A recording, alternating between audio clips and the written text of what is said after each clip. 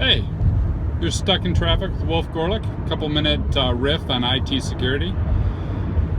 And I am home again. So I'm sitting on the airplane, right? And you're waiting through the safety instructions and the good old, advice.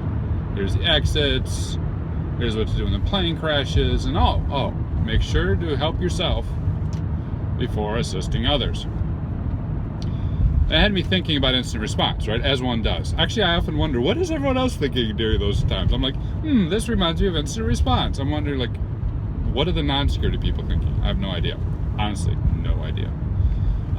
But it's like help yourself before helping others. A lot of times, one of the ways I can see security teams wasting a lot of time is to get really excited about everything outside their walls, right? Helping others, jumping in on projects for open source is great. I fully applaud it. But looking at this advanced attack happened over here, what could happen?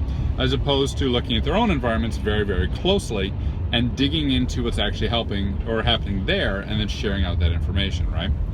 Obviously, my preference would be for the latter, investigating deeply, finding lessons learned, and then sharing that out, assisting yourself before assisting others. So, for example, if you're getting phished, which everyone is, digging in and seeing if there's any pattern to the phishing, if there's anything going on behind it. So to peel back the layer of phishing and just look a little bit deeper at it. One of the ways that people often who aren't looking at their own environments or aren't thinking about this, they're like, phishing can be tricky because first you got to come up with a URL name that looks sort of like a real one. That takes some brain power, and then you got to register a DNS name, and that takes some intelligence, and then you got to set up an email server and blah blah blah blah. Actually, easier than you might think. So first, let's talk about finding a domain name that looks just like your domain name, or a target domain name. How do you do that, you might ask? There's a tool out there called Crazy. If you are Southern or have the right accent, it sounds like you're all crazy. If you're a strategist, it's pronounced URL or Uniform Resource Locator, crazy, or an adjective for a mental illness. There you go. Now you know how to say it. URL, you're all crazy. It's a tool. I think it's on Kali now. You throw in the domain name and it comes up with a list of similar names that, psychologically speaking, most people will mentally autocorrect to the right name, right? The replacing of the I with the one, the switching around of a couple of letters, those types of things. Check it out.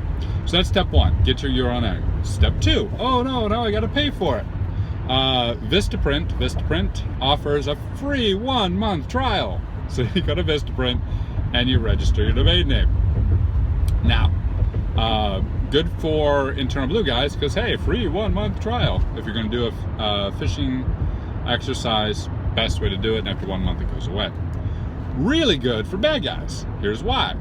The credit card submission that they use does need to be a valid credit card. However, it doesn't need the CVE. Also, the address for verification does need to be your address. No, actually it doesn't. I'm lying. You just need to put in an address. Not a lot of verification going on there.